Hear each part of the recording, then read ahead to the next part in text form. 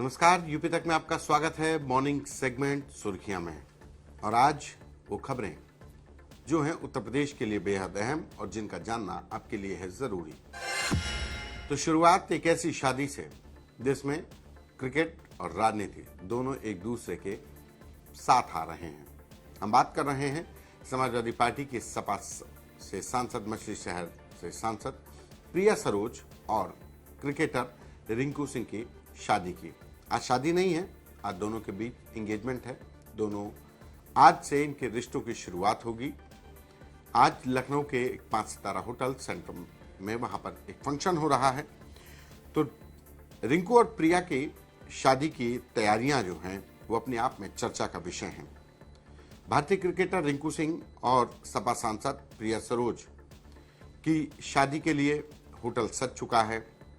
तमाम जो मेहमान हैं, जिसमें सपा अध्यक्ष अखिलेश यादव, डिंपल यादव, जया बच्चन समेत तमाम राजनीतिक हस्तियां तो शामिल होंगे ही, लेकिन क्रिकेट जगत के भी लोग शामिल होंगे। तैयारियों की बात करें तो इस होटल के फॉल्कन हॉल में एंगेजमेंट की सेरेमनी होगी, जिसमें 300 लोग बैठेंगे। देर रात तक सेरेमनी के लिए 12 बाई 16 की फीट का स्टेज तैयार किया गया है। खाने के लिए खास तौर पर लखनवी जो व्यंजन हैं, जो लखनवी जो डिशेस हैं, उनका इंतजाम किया गया है। और उसके बाद बात अगर हम इनके रिश्तों की करें तो रिंकू सिंह और प्रिया सरोज की आज एंगेजमेंट के बाद नवंबर महीने में इनकी शादी होगी वाराणसी के एक दूसरे होटल में। रिंकू सिंह अलीगढ़ के रहने वाले हैं। उन्होंने हाल ही में एक आलीशान कोठी खरीदी है, जहां पर इनके पिता वहां पर उनके अपने परिवार के साथ रिंकू सिंह शिफ्ट हो गए हैं। प्रिया सरोज तूफानी सरोज की बेटी हैं, समाजवादी पार्टी के पुराने नेता हैं और प्रिया सरोज मछली शहर से समाजवादी पार्टी की युवा सांसद भी हैं। यही वजह है कि समाजवादी पार्टी के तमाम बड़े नेता, जिसमें अखिलेश यादव, डिंपल यादव के साथ साथ इकरा हसन और जया बच्चन भी शामिल होंगी। इस शादी के बाद अब बात मौसम की भी कर लें। मौसम आने वाले दिनों में प्रचंड होने वाला है। उत्तर प्रदेश में सोमवार और मंगलवार के लिए अलर्ट जारी किया गया है। हीट वेव का अलर्ट है। 45 डिग्री पार जाएगा तापमान। तो मौसम विभाग के विज्ञानियों का कहना है कि हाल ही के दिनों में जो टेम्परेचर 40 डिग्री के आसपास था, वो बढ़कर 40 को पार करेगा। और सोमवार और मंगलवार को लेकर के कहा गया है कि जून में अब गर्मी की शुरुआत हुई है। अभी तो नमी कम होने के कारण शुष्क मौसम होने लगेगा। हीट स्ट्रोक का खतरा भी बढ़ेगा। लिहाजा आप अपनी सेहत का भी ध्यान रखें कि बाहर निकले तो खूब पानी पिए, ड्रिंक्स पीते रहें। सोमवार और मंगलवार को हीट वेव की संभावना है। आज मौसम कुछ ठीक रहेगा, तापमान बढ़ता रहेगा। ये मौसम की बात। मौसम के बाद बात उत्तर प्रदेश के मुख्यमंत्री योगी आदित्यनाथ ने अब फर्जी कंपनियों के सहारे जो लोग टैक्स चोरी करते हैं उन पर शिकंजा कसने की तैयारी शुरू कर दी है।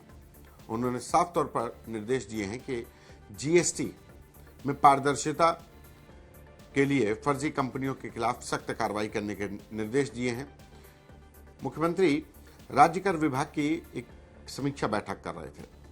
इस समीक्षा बैठक के दौरान उन्होंने साफ कहा कि शेल कंपनियों, फर्जी कंपनियों के खिलाफ अभियान चलाकर कार्रवाई की जाए। ऐसे काम से, यानी फर्जी कंपनियों बनाकर के जो टैक्स चोरी होती है, वो व्यापारी बंधुओं की सुविधाओं में सेंध लगाने की भी कोशिश है और ये अपराध है, राष्ट्रीय अपराध है। गुड्स एंड सर्विसेज टैक्स उपभोक्ता आधारित कर प्रणाली है, इसलिए जहां जनसंख्या घनत्व अधिक है वहां से अपेक्षाकृत अधिक कर प्राप्त होना चाहिए। यानी कि जहां पे ज्यादा लोग रहते हैं, ज्यादा कंजम्पशन हो रहा है, तो जाहिर सी बात है कि वहां से जब कंजम्पशन हो रहा है तो जीएसटी भी ज्यादा आना चाहिए। लेकिन वहां पर तमाम फर्जी कंपनियां, शेल कंपनीज बना करके टैक्स चोरी की जा रही है। लोग तो टैक्स दे रहे हैं, लेकिन वो टैक्स फर्जी कंपनियों के सहारे फंड डाइवर्जन का खेल हो रहा है। अब जो उपभोक्ता के द्वारा जो जीएसटी के टैक्स दिया जा रहा है, चाहे उपभोक्ता के द्वारा या तमाम दुकानदारों के द्वारा, वो जीएसटी का जो टैक्स दिया जा रहा है, वो टैक्स चोरी को रोकने के लिए शिकंजा फर्जी कंपनी बनाने वालों पर कसने जा रहा है शेल कंपनीज को, बोगस कंपनियों के, कि वो कंपनियां सिर्फ कागजों में ही खुली हैं, फंड डाइवर्जन किया जा रहा है, टैक्स चोरी की जा रही है और वो टैक्स चोरी करके करोड़ों के वारे न्यारे हो रहे हैं, काला धन इकट्ठा किया जा रहा है, काला धन को वाइट किया जा रहा है। ये एक तरीके से फर्जी कंपनियों को कैसे शिकंजा कसना है, इसको लेकर के मुख्यमंत्री ने जो सीजीएसटी के अंतर्गत पंजीकृत संदिग्ध फर्में हैं उनकी जानकारी केंद्र को भेजी जाए, यानी कि सेंट्रल जीएसटी के अधीन जो फर्म्स हैं उनकी जानकारी उनको दे दी जाए सीजीएसटी को, कि वो चेक करें जो संदिग्ध नजर आ रही हैं, और वहीं स्टेट जीएसटी के अंतर्गत पंजीकृत फर्मों की विभागीय स्तर पर जांच कर दी जाए। जो नई फर्में बनाई जाएं उनका ग्राउंड पर जाकर के निरीक्षण करवाया जाए। जो ग्राउंड पर फर्म बनी है स्टेट जीएसटी के तहत, उसमें उसका पता क्या है, वो पता है भी कि नहीं है, या फिर उसका जो लोग हैं वो एग्जिस्ट करते हैं कि नहीं करते हैं, ये तमाम चीज़ों के लिए ये जानकारी जुटाई जा रही है। और इसी की समीक्षा बैठक के दौरान मुख्यमंत्री ने ये स्पष्ट निर्देश दिए हैं कि जीएसटी चोरी किसी भी तरीके से रोकी जानी चाहिए। बात बीएसपी की करेंगे। आकाश आनंद की वापसी हो चुकी है। आकाश आनंद की वापसी जितनी चर्चा में थी, अब आकाश आनंद ने धीरे धीरे एक्शन मोड में आ रहे हैं।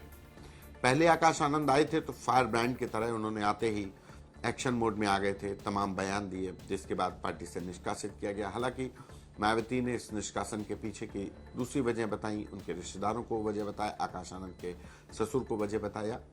आकाश आनंद की तो वापसी हो गई लेकिन उनके ससुर की वापसी नहीं हो पाई। लेकिन अब इस सेकेंड इनिंग ऑफ पॉलिटिक्स में आकाश आनंद धीरे धीरे कदम बढ़ा रहे हैं। बीएसपी में पार्टी में री एंट्री हुई, उनको नेशनल कोऑर्डिनेटर पार्टी का बनाया गया। तो अब एक करीब 15-20 दिन के बाद आकाश आनंद का एक एक्शन नजर आया है। उन्होंने IT cell, BSP IT cell के नाम पर फर्जीवाड़ा बताया है कि बीएसपी आईटी सेल के नाम से कुछ अकाउंट्स बने हैं जो चलाए जा रहे हैं। बीएसपी आईटी सेल के नाम से कोई ऐसा अकाउंट नहीं चलाया जाता है।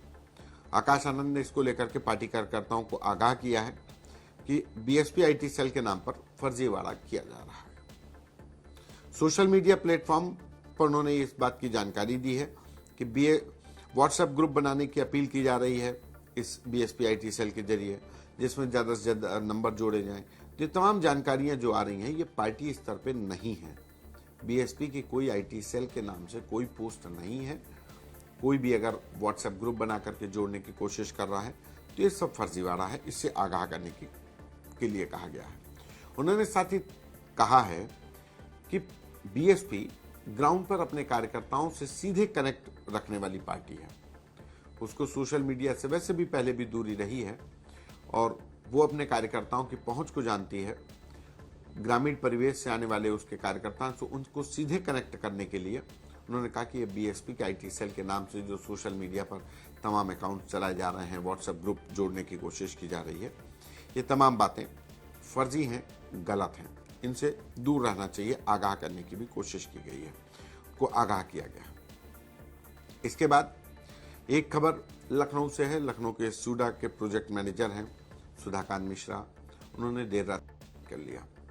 सुधाकांत मिश्रा लंबे समय से डिप्रेशन में थे। सूडा में प्रोजेक्ट मैनेजर थे स्टेट अर्बन डेवलपमेंट अथॉरिटी में। बीते 15 सालों से उनका डिप्रेशन का इलाज चल रहा था और इसी इलाज के चलते ही कहा जा रहा है कि डिप्रेशन में आकर के सुधाकांत मिश्रा ने कर लिया। इनके पिता मंगला प्रसाद मिश्रा भी आईएएस रहे हैं। फिलहाल उनके शव को पोस्टमार्टम के लिए भेज दिया गया है। परिजनों का कहना है कि डिप्रेशन के चलते ही ऐसा कदम उठाया गया है। तो ये थी आज की वो प्रमुख खबरें जिनका जानना था आपके लिए बेहद जरूरी, जिनका था आपसे सरोकार। यूपी तक की इस मॉर्निंग सेगमेंट सुर्खियां में इतना ही। दीजिए मुझे इजाजत। नमस्कार।